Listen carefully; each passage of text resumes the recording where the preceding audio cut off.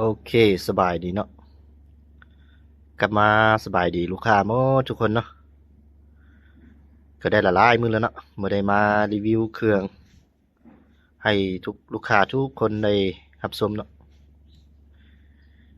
มื้อนี้ก็มีเครื่องเข้าใหม่อีกเนาะก็จะมารีวิวให้ลูกค้าทุกคนได้รับชมกันเนาะเพื่อลูกค้าผู้ใดเนาะที่สนใจรุ่นใดหรือว่าสนใจรุ่นที่ข้าพเจ้าได้รีวิวไปนี่ก็สามารถติดต่อเข้ามาหาได้เด้อเครื่องแม่นฮานเฮายังมีพร้อมส่งเนาะ ส่วนรุ่นนี้ก็จะเป็นรุ่น FX K2 เด้อจะเป็นรุ่น K2 ปี2025นี้เนาะตัวนี้ ส่วนท้ายก็จะเป็นท้ายน้อยเด้อตัวนี้คล้ายๆกับ Top A เลยหรือว่าท้าย Top A เลยก็แม่นแล้วก็ตัวนี้น่ะคร่าวๆจะประกอบเป็นราวสั้นเนาะราว40เด้อตัวนี้ เป็นราวอินโดนะ ความแม่นยำสูงเนาะตัวนี้รับประกันรถเรา40นี่รับประกันไปยิง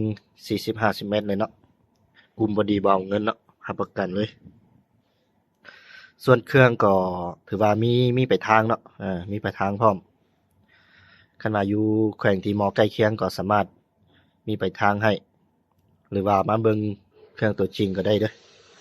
ส่วนทางก็จะเป็นทางอะลูเนาะทางอะลู 0.42 เด้อตัวนี้วาล์วจะเป็นวาล์ว Z1000 เนาะวาล์ว Z1000 กล้อง Discovery เนาะกล้องจะเป็นขนาดจะเป็น3/12x42เนาะตัวนี้ถ่ายพับได้เด้อตัวนี้นะน้ำงามใหม่ๆเนาะรับประกันรถเครื่องมือหนึ่ง100%เนาะคันว่าลูกค้าผู้ใดที่สนใจเคสซองก็สามารถติดต่อเข้ามาหาได้เด้อส่วนเก็บเสียงจะเป็นรุ่น Bushnell เนาะจะเป็นรุ่นสั้นนะ Bushnell จะมีรุ่นยาวรุ่นสั้นเนาะแต่ว่าตัวนี้จะเป็นตัวสั้นเด้อกล้องก็ปรับละได้คือกัน มีไฟในเลนส์เนาะรุ่นนี้โอเคคันมาลูกค้าผู้ใดเนาะที่สนใจรุ่น K2 ก็สามารถติดต่อเข้ามาหาได้เลย